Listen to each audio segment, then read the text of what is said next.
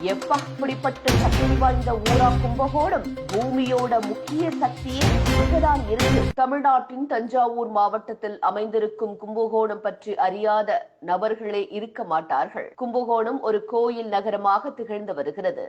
கும்பகோணத்தில் வெற்றிலைப்பாக்கு மிகவும் ஃபேமஸான ஒன்றாகவே இருக்கிறது. மேலும் உலகமே போற்றும் கணித மேதை ராமானுஜர் இந்த கும்பகோணத்தில் தான் பிறந்து வளர்ந்தார் என்று கூறப்படுகிறது. பழங்காலத்தில் சோழர்கள் தான் கும்பகோணத்தை ஆட்சி செய்து வந்தனர். அவர்கள் தங்களுடைய செல்வங்கள் அனைத்தையும் பாதுகாத்து வைத்துக் கொள்ளும் இடமாகத்தான் கும்பகோணத்தை வைத்து வந்துள்ளனர் என்று பல பாடல்கள் வழியாக நம்மால் தெரிந்து கொள்ள முடிகிறது. இந்த கும்பகோணம் உருவாவதற்கான வரலாறு என்னவென்று பார்த்தால், நாம் அனைவரையும் படைக்கும் ஆற்றல் வாய்ந்த கடவுள் பிரம்மன் உலகம் அழிய போகும் செய்தியை அறிந்தார். அப்போது படிப்பதற்கு தேவையான அனைத்து ஞானத்தினையும் ஒரு குடத்தில் அமுதத்துடன் அவரின் ஞானம் அனைத்தினையும் போட்டு கும்பம் போன்று உருவாக்கி அதனை இமயமலைக்கு மேல் வைத்து விட்டார்.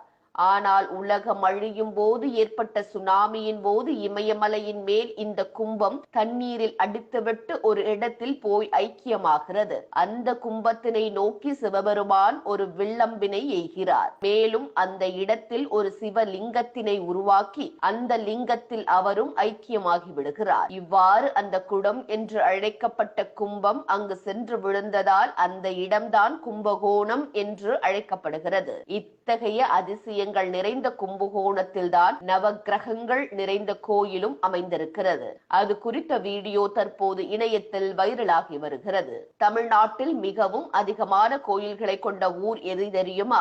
மிகவும் அதிகமான கோயில்கள் நிறைந்த ஊர் என்றாலே அது கும்பகோணம் தான். கும்பகோணத்தை சுற்றிதான் அனைத்து நவக்கிரகங்களின் கோயில்களிலும் அமைந்திருக்கிறது. இதன் காரணம் என்னவென்று பார்த்தால், சூரியனின் வெளிச்சமானது பூமி கடிகாரத்தை போன்று சுற்றி கொண்டிருந்தாலும் கூட சூரியனின் கதிர்கள் பூமியின் மீது விழுகிறது.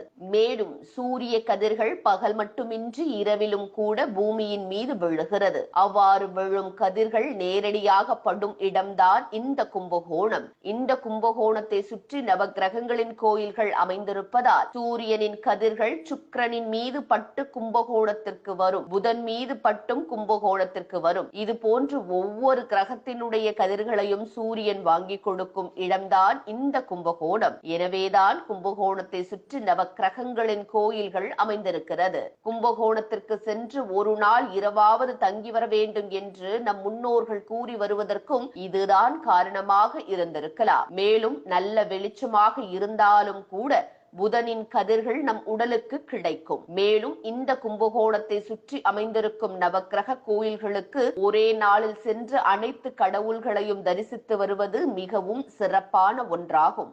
அவ்வாறு ஒரே நாளில் நவக்கிரகங்களை தரிசனம் செய்தால் அவர்களின் வாழ்வில் உள்ள கஷ்டங்கள் அனைத்தும் சரியாகி மகிழ்ச்சியாக இருப்பார்கள் என்று கூறப்படுகிறது. இவ்வாறு அந்த வீடியோவில் அவர் கூறியிருக்கிறார்.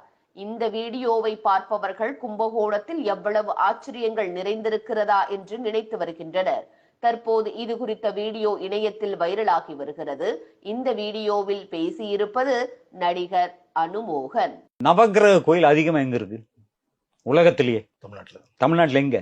கும்பகோணத்தை சுத்தி தான் அனைத்து நவக்கிரக கோயிலும் இருக்கும். ரீசன் என்ன தெரியுங்களா?